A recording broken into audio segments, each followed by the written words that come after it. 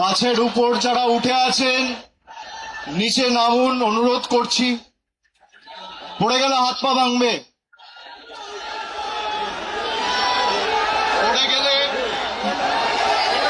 পড়ে গেলে হাত পা ভাঙবে।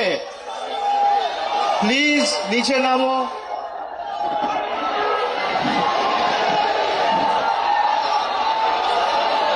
প্রথমেই আজকের এই ঐতিহাসিক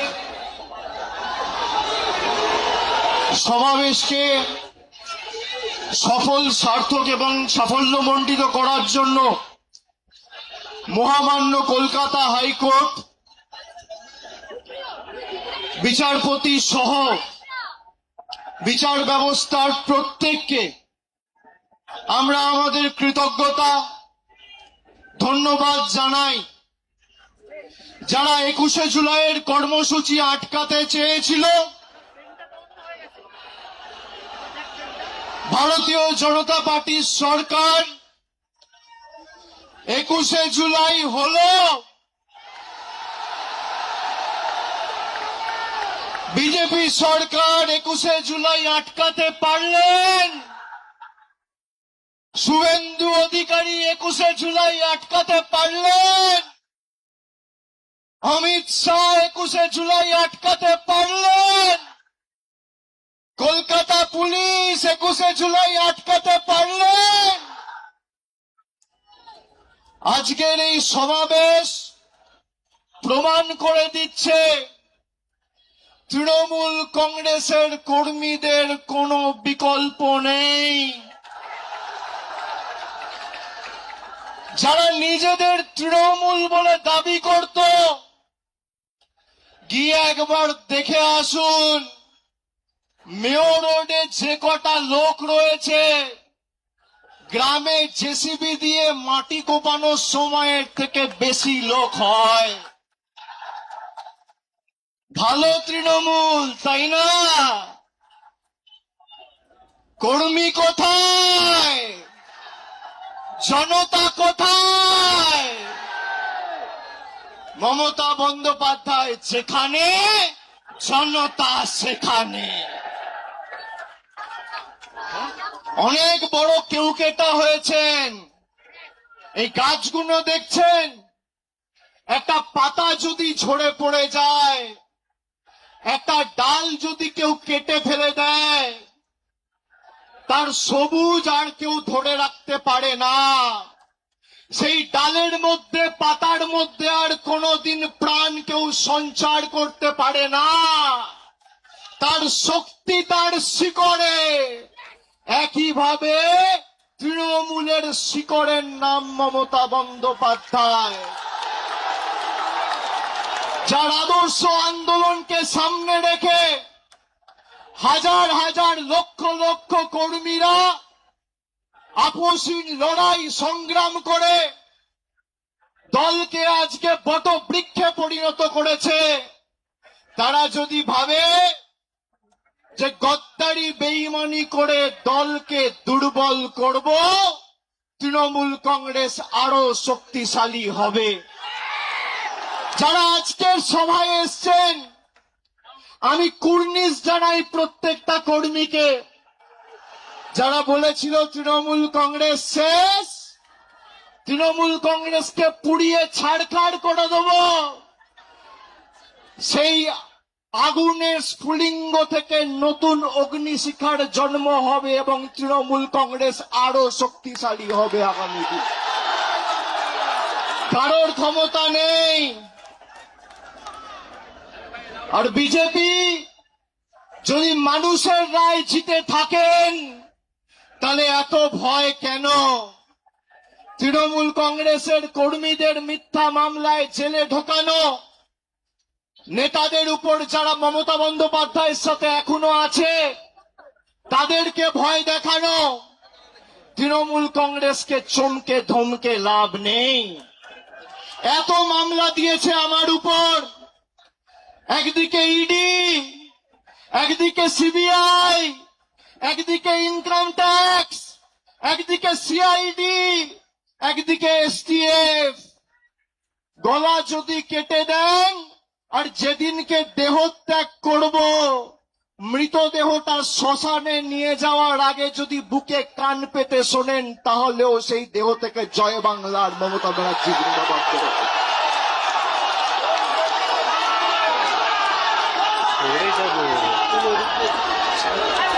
ইতিহাস প্রতিকূলতার বিরুদ্ধে প্রলোভনকে উপেক্ষা করে যারা লড়াই করে ইতিহাস তাদেরকে সমর্থন করে, গদ্দারদের সমর্থন করে না। 5 ওয়াট 10 ওয়াটের বাল্ব সে এখন ভাবছে আমি হ্যালোজিন হয়ে গেছি। আরে বিদ্যুৎ সঞ্চার করছে মমতা ব্যানার্জি, শক্তি কেন্দ্র মমতা বন্দ্যোপাধ্যায়, যার আদর্শকে সামনে রেখে আপনার রাজনৈতিক পরিচয় পথ চলা। যদি কেউ নিজের মাকে ত্যাগ করে সে সন্তানকে সৃষ্টিকর্তা সর্বশক্তিমানও কোনোদিন ক্ষমা করে না। যারা গেছে আমি নেত্রীকে অনুরোধ করব দয়া করে আগামী দিনে একটা কেউ ফেরত নেবেন না, একটা কেউ ফেরত নেবেন না। আজকের এই কর্মী সমর্থকদের উৎসাহ উদ্দীপনা বিজেপির ক্ষমতা হবে ক্যাথিড্রাল রোডে এই মিটিং করার, রাজ্য সরকারের ক্ষমতায়, পুলিশ তোমার, তদন্তকারী সংস্থা তোমার, অর্থ তোমার, কেন্দ্র সরকার তোমার, মানুষ তৃণমূলের সাথে রয়েছে।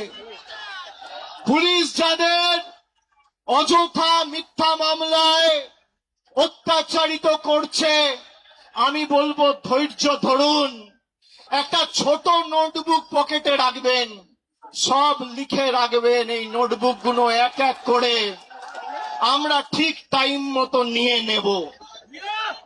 যারা যে ভাষায় বোঝে তাদের সে ভাষাতেই জবাব দেওয়া হবে। ঘর বাড়ি ভেঙে দিয়ে, পার্টি অফিস গুড়িয়ে দিয়ে ভাবছে তৃণমূলকে উৎখাত করব, দুর্বল করব। আরে ফুটপাতে থাকবো, তোদেরকে হারাবো, বাংলা থেকে উৎখাত করব, কথা দিয়ে গেল। দেখি কত ক্ষমতা, কি করবেন, কি করবে বিজেপি? জেলে রাখবে, মিথ্যা মামলায় ঢোকাবে, ঢোকাও, তাও বশ্যতা স্বীকার করব না। মেরুদণ্ডটা ফরসেল নয়। যারা মমতা ব্যানার্জির ছবিকে পিছনে রেখে আর জোড়া ফুল চিহ্নটাকে সামনে রেখে 2024 নির্বাচনে জিতেছে, তারা বলছে আমরা এখন এনডিএ কে সমর্থন করব। মানুষ ক্ষমা করবে? করবে? আপনাদের মধ্যে অনেকে কাউন্টিং এ ছিলেন, কিভাবে বিজেপি কাউন্টিং এ চুরি করে জিতেছে আপনারা সাক্ষী রয়েছে। যারা রামের নামে ভোট চেয়েছিল সেই রাম মন্দিরে চুরির দায় এই বিজেপির। রাম মন্দিরে নোট চুরি আর ইভিএম এ ভোট চুরি, এই হচ্ছে বিজেপির প্রকৃত স্বরূপ। আর যারা গা বাঁচাতে, পিঠ বাঁচাতে বালিশ চাটার গ্রুপে যাচ্ছেন, এদেরকে তৃণমূল বলবেন না, বলবেন বালিশ চাটা। খালি বিসি বললেই হবে। বিসি, বিসির অনেক মানে হয়। বালিশ চাটা, আমি আর বেশি কিছু বললাম না। হয় পুলিশের কাছে মামলায় ধৃত, আর না হলে মেরুদণ্ড বিক্রি করে বালিশ চাটা ঋতব্রত। এই দুটো ছাড়া গদ্দারদের উপায় নেই। আমি বক্তব্য দীর্ঘায়িত করব না, খালি আপনাদের বলবো আপনারা শক্ত থাকুন। আমাদের আগামী দিনের লড়াইয়ের ময়দানে আবার দেখা হবে। বিশেষ করে যে সমস্ত তৃণমূল কংগ্রেসের নির্বাচনী সিম্বলে, তৃণমূলের সিম্বলে, জোড়াফুল সিম্বলে নির্বাচিত হয়ে যারা পিঠ বাঁচাতে নিজেদের মেরুদণ্ড বিক্রি করে ওদিকে গেছে, আমরা প্রত্যেকটা বিধানসভায় গিয়ে মানুষের কাছে ক্ষমা প্রার্থনা করে আসব। আগামী দিন লড়াইয়ের ময়দানে দেখা হবে। আমি তৃণমূল কংগ্রেসের নির্ভীক, সাহসী, সংগ্রামী, দেবতুল্য কর্মীদের আমার অন্তরের শ্রদ্ধা, কৃতজ্ঞতা, প্রণাম এবং কুর্নিশ জানিয়ে আমার বক্তব্য এখানে শেষ করছি। এরপর নেত্রী বলবেন, তার কথা আমরা শুনব। জোরে বলুন, জয় বাংলা, জয় বাংলা, জয় বাংলা, জয় বাংলা, জয় বাংলা, জয় বাংলা, জয় বাংলা, জয় বাংলা, জয় বাংলা, জয় বাংলা, জয় বাংলা, জয় বাংলা। অনেক অনেক ধন্যবাদ, নমস্কার।